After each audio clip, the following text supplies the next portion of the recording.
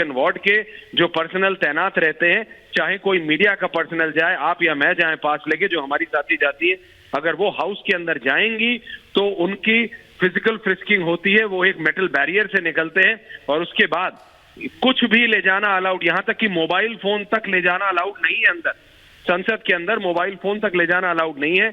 और ये व्यक्ति मेटल स्मोक बॉम्ब लेके दर्शक दीर्घा तक पहुंच जाते हैं और दर्शक दीर्घा से ऊपर से नीचे कूद जाते हैं।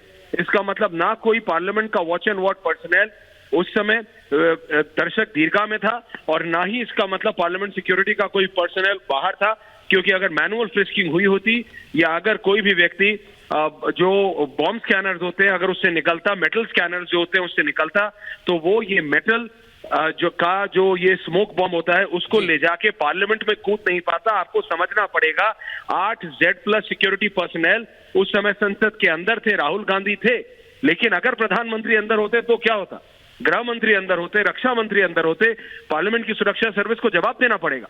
पार्लियामेंट की सुरक्षा को आउटर पेरिफेरी सीआरपीएफ करती है।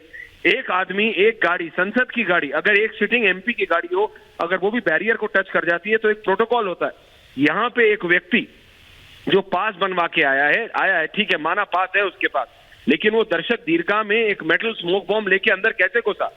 मृदुल, अगर आप भी चाहेंगे, मैं भी चाहूंगा, पार्लियामेंट का पास हमने 10 साल कवर करा, पार्लियामेंट अगर अंदर जाएंगे तो आपको मोबाइल फोन तक अलाउड नहीं होता ले जाना, आपकी एंट्री होती है एक एक व्यक्ति की। और ये व्यक्ति स्मोक बॉम्ब लेके दर्शक दीर्घा से संसद के पटल पे कूद जाता है। 8 Z+ सिक्योरिटी पर्सनल उस समय फ्लोर ऑफ द हाउस पे है।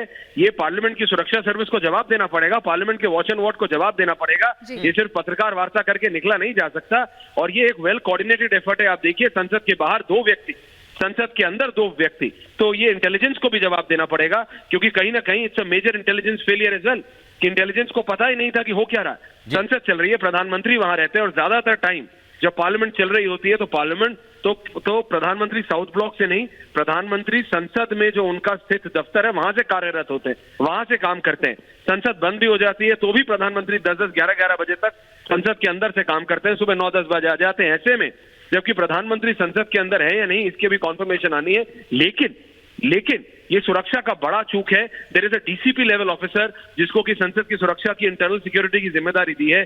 और हाँ, क्योंकि कोई भी फायर आर्म्स अलाउड नहीं होते इसलिए मैनुअल फ्रिस्किंग की जाती है और ये बात साफ दर्शाता है कि यहाँ पे मैनुअल फ्रिस्किंग नहीं हुई। अगर मैनुअल फ्रिस्किंग होती है मृदुल, तो आप भी समझते हैं, एक नॉर्मल सी मॉल में आपको 4 बार फ्रिस्क किया जाता है, मेटल स्कैनर से आप निकलते हैं। और यहाँ पे आप बात कर रहे हैं भारत की संसद की, चलिए वो दर्शक दीर्घा में था, उसके बाद संसद के किसी सांसद का रिकमेंडेशन पास था, मान लिया गया, लेकिन उसके बाद जब एक मोबाइल फोन अलाउड नहीं होता, आपके पास अगर एक स्मार्ट वॉच है तो वो स्मार्ट वॉच उतरवा देंगे और यहाँ पे आदमी मेटल स्मोक बॉम्ब लेके चला जाता है। ये साफ तौर से दर्शाता है it's a major physical error on the part of Parliament security guard, on the part of the Parliament watch and ward. Back to you in the studios. बिल्कुल, बहुत शुक्रिया।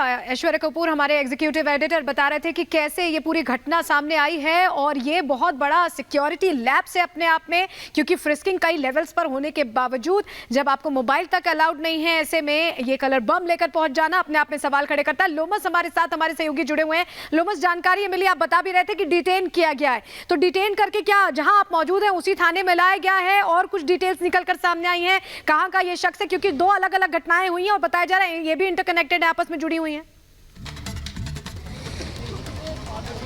बिल्कुल साफ तौर पे यह कहा जा रहा है कि जो घटनाएं हुई है वो कहीं ना कहीं दोनों ही एक दूसरे से कनेक्टेड है। एक जहां दर्शक दीर्घा में 2 व्यक्ति होते हैं, वो अचानक कूद जाते हैं और उनके हाथ में स्मोक बम टाइप का कुछ सामान होता है, जो कि कहीं ना कहीं वो पूरी तरीके से संसद की कार्रवाई हो या फिर संसद के जो भी तमाम माननीय सांसद हो या फिर मंत्री हो, उनको आहत पहुंचाने के लिए इस तरीके से उपयोग किया जाता है। साफ तौर पर अभी हम संसद मार्ग थाने पर मौजूद है, यहाँ पर 2 लोगों को लेकर के पुलिस जस्ट कुछ देर पहले ही पहुंची है। साफ तौर पर कहीं ना कहीं सवाल ये उठता है कि कैसे ये 2 लोग स्मोक बम लेकर के वहां पे पहुंच गए थे और साफ तौर पे क्यों नहीं इनको पूरी तरीके से चेक किया गया। साफ तौर पे हमारे साथ हमारे सीनियर रिपोर्टर भी मौजूद है, उनसे भी हम बात करने की कोशिश करते हैं।